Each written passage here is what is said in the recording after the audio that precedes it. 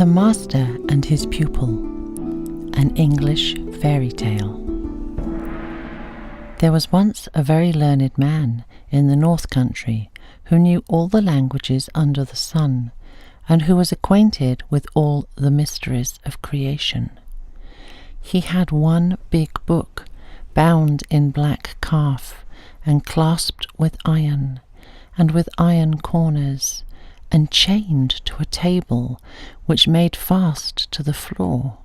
And when he read out of this book, he unlocked it with an iron key, and none but he read from it, for it contained all the secrets of the spiritual world. It told how many angels there were in heaven, and how they marched in their ranks and sang in their choirs, and what were their several functions, and what was the name of each great angel of might. And it told of the demons, how many of them there were, and what were their several powers, labours, and their names, and how they might be summoned, and how tasks might be imposed on them, and how they might be chained to be as slaves to man.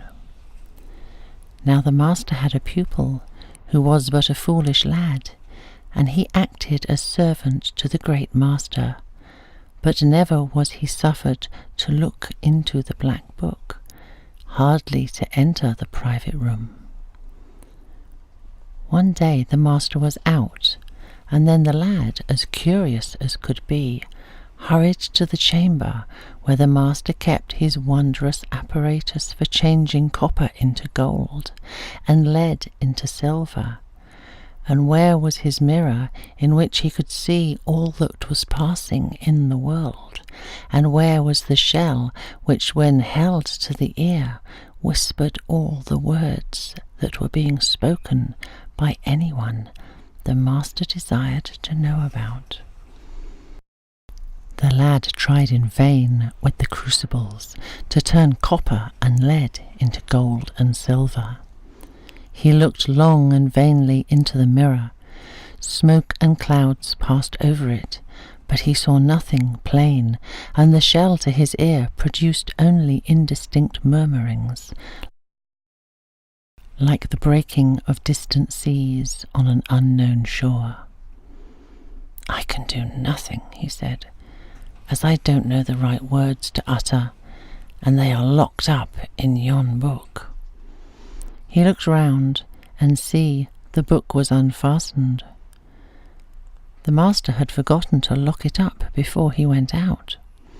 The boy rushed to it and unclosed the volume. It was written with red and black ink, and much of it he could not understand, but he put his finger on a line and spelled it through. At once the room darkened, and the house trembled.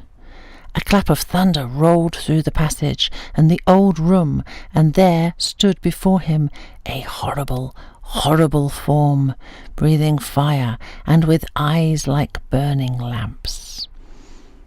It was the demon Beelzebub, whom he had called up to serve him. "Set me a task," said he, with a voice like the roaring of an iron furnace. The boy only trembled, and his hair stood up. "Set me a task, or I shall strangle thee." But the lad could not speak. Then the evil spirit stepped towards him, and putting forth his hands, touched his throat. The fingers burned his flesh. "Set me a task." "Water yon flower," cried the boy in despair, pointing to a geranium which stood in a pot on the floor. Instantly the spirit left the room, but in another instant he returned with a barrel on his back and poured its contents over the flower.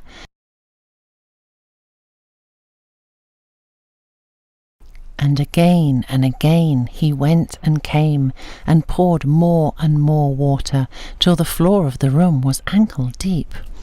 "Enough, enough!" gasped the lad, but the demon heeded him not. The lad didn't know the words by which to send him away, and still he fetched water.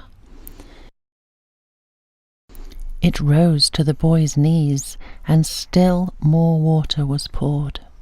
It mounted to his waist, and Beelzebub still kept on bringing barrels full. It rose to his armpits, and he scrambled to the tabletop.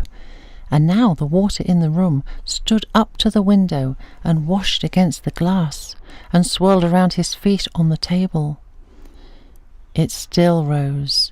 It reached his breast. In vain he cried.